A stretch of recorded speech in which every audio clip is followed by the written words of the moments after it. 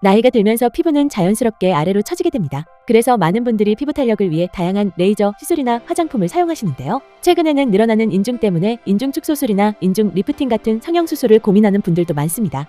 하지만 인중의 길이는 단순히 피부 처짐 때문만이 아니라 입술을 둘러싼 근육과 위턱뼈 구조에 영향을 크게 받습니다. 피부는 중력에 간접적인 영향을 받지만 인중은 입술을 다물기 위한 근육의 힘을 직접적으로 받기 때문에 점점 길어질 수 있습니다.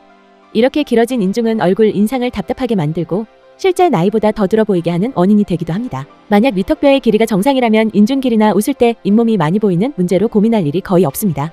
하지만 위턱뼈 자체의 길이가 길거나 돌출된 경우에는 이야기가 달라집니다. 10대, 20대에는 근육의 탄력이 좋아 웃을 때 잇몸이 많이 보이는 잇몸 미소로 나타나는 경우가 많습니다. 그리고 30대, 40대가 되면서 입술 주변 근육이 점차 늘어나면 긴 인중과 함께 나이 들어 보이는 인상으로 이어질 수 있습니다.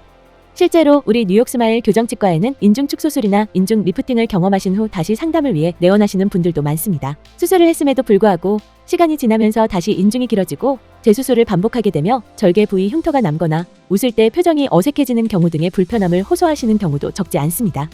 그 이유는 근육만을 줄이거나 당겨주는 수술로는 근본적인 원인을 해결하기 어렵기 때문입니다. 위턱뼈가 길고 돌출되어 있다면 입술 근육은 계속해서 그 뼈를 덮기 위해 당겨지게 됩니다. 따라서 뼈의 구조 자체가 변화하지 않는다면 긴 인중 문제는 다시 나타날 가능성이 높습니다.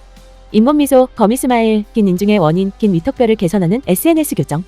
잇몸 돌출이 있는 분들 중 상당수는 체열이 비교적 가지런한 경우가 많습니다. 그래서 나는 교정이 필요 없는 미세 돌출 아닐까라고 생각하시며 교정 치료를 미루시는 경우도 있습니다.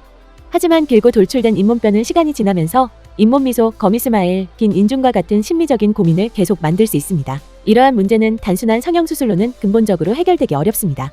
그래서 필요한 것이 바로 SNS 교정입니다. SNS 교정은 위턱뼈 자체에 악정 영역을 적용하여 길고 돌출된 잇몸뼈의 길이와 돌출 정도를 개선하는 치료입니다. 또한 근육을 절개하거나 리프팅하는 방식이 아니기 때문에 절개 상처 없이, 큰 통증 없이 자연스러운 표정 유지가 가능하며 미소 트레이닝을 통해 자연스럽고 아름다운 미소를 회복할 수 있습니다. 잇몸 돌출이 있는 많은 분들이 체열이 가지런하다는 이유로 본인의 상태를 가볍게 생각하시고 다양한 성형적인 방법으로 해결하려고 시도합니다. 하지만 여러 번의 성형수술을 경험한 후에야 근본적인 치료가 필요하다는 것을 깨닫고 SNS 교정 치료 상담을 위해 내원하시는 경우도 많습니다. 길고 돌출된 잇몸은 입술 주변 근육을 길게 늘어지게 만들고 얼굴 인상을 답답하게 하거나 나이 들어 보이게 하는 심리적인 문제를 만들 수 있습니다.